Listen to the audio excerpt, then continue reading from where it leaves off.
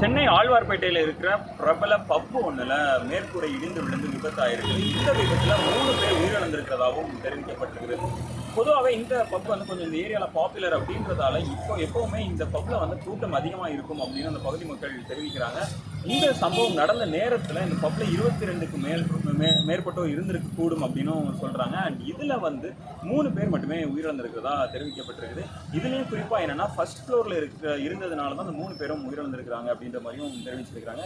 இதில் உயிரிழந்த 3 பேருமே இந்த பப்பில் வந்து ஒர்க் பண்ண ஒர்க்கர்ஸ் அப்படின்றதையும் அவங்க தெரிவிச்சிருக்காங்க. அது மட்டும் இல்லாமல் உயிரிழந்த 3 பேரில் ஒருத்தர் தமிழ்நாட்டை சேர்ந்தவர் அப்படின்றது குறிப்பிடத்தக்கது. மற்ற 2 பேர் வந்து மணிப்பூர் மாநிலத்தை சேர்ந்தவங்க அப்படின்னு தெரிவிச்சிருக்காங்க.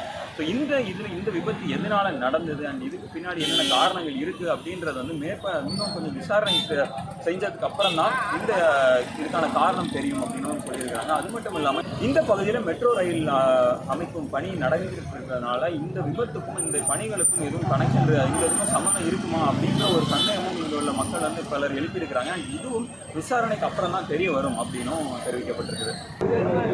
மூன்றாவது